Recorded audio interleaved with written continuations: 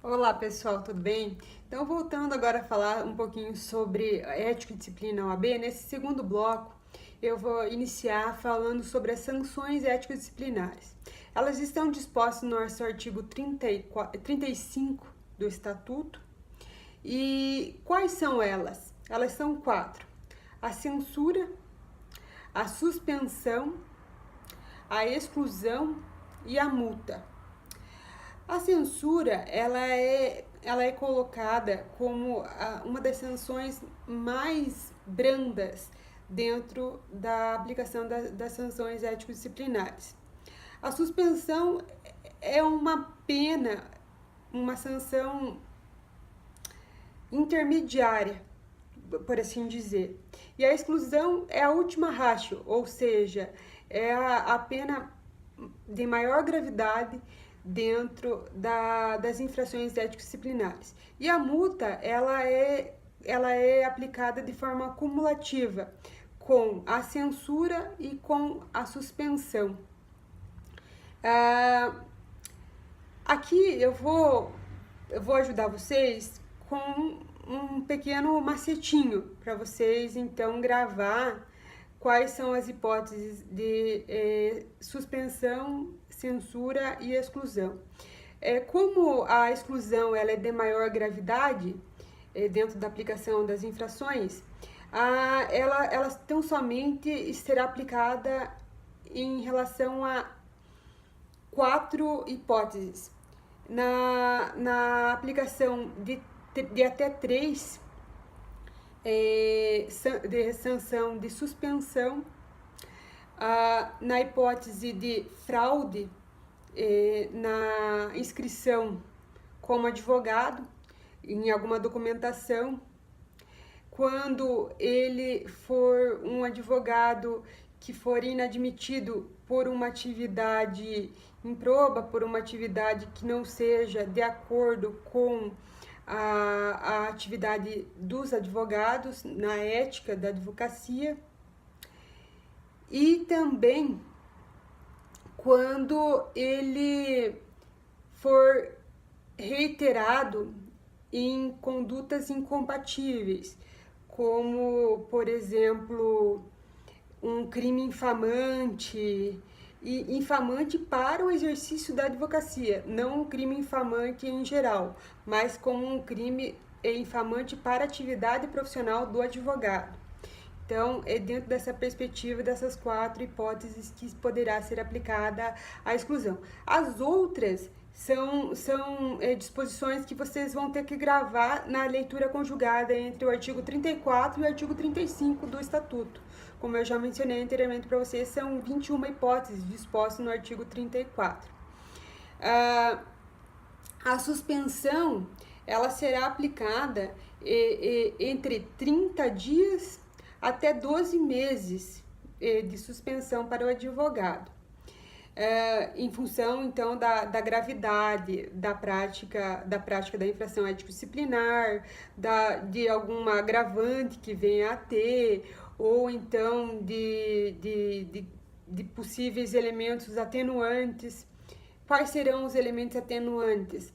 Serão que o advogado ele nunca praticou nenhuma infração ético-disciplinar até a propositura daquele procedimento que está instaurado contra ele, que ele exerce a advocacia de uma forma reiterada, que demonstre que ele tem uma atividade proba, por assim dizer, e que ele também produz atividades relevantes dentro dos órgãos da OAB. Um exemplo dessas atividades relevantes é a prática da defensoria dativa dentro dos órgãos da OAB. Quando, por exemplo, o advogado ele é processado, ele é representado dentro do Tribunal de Ética e Disciplina e ele não se defende. Então, em função de que nenhum advogado, nenhuma pessoa pode vir a ser processada, a ser representada sem o direito de ampla defesa e do contraditório, então o Tribunal de Ética e Disciplina, como um órgão da nossa OAB, ela vai nomear um advogado como defensor dativo, que vai então defender esse advogado que está inerte em seu procedimento ético-disciplinar. Esse é um exemplo de atenuante, então. Voltando agora às sanções ético-disciplinares,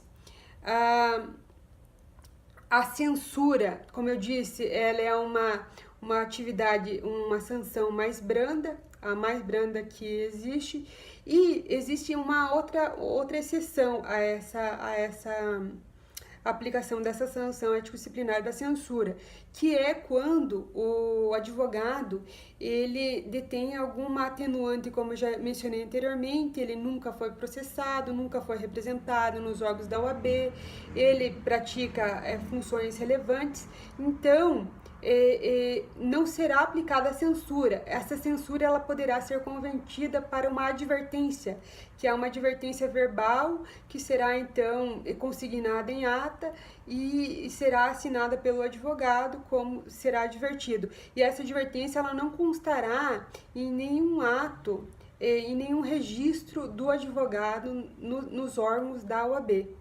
Então, é como se fosse a conversão para uma pena mais branda ainda do que a própria censura. Saindo agora do campo da aplicação das sanções e indo agora, me remetendo aos órgãos da OAB, nós sabemos que a OAB, segundo entendimento do nosso STF, ela constitui uma natureza jurídica sui generis, ela é uma autarquia sui generis. Por que ela é sui generis? Porque em função, segundo os ministros do STF, da função essencial da OAB dentro da nossa Constituição, dentro do nosso Estado Constitucional de Direito.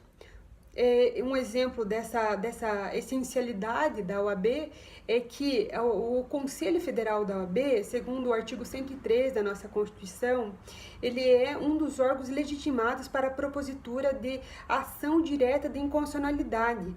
Então, é de suma relevância e importância a atividade da OAB dentro do nosso Estado de Direito, como também uma função principal da defesa das prerrogativas dos advogados, das prerrogativas e dos direitos fundamentais dos cidadãos. Então, por isso que ele tem essa atividade, essa natureza jurídica sui generis.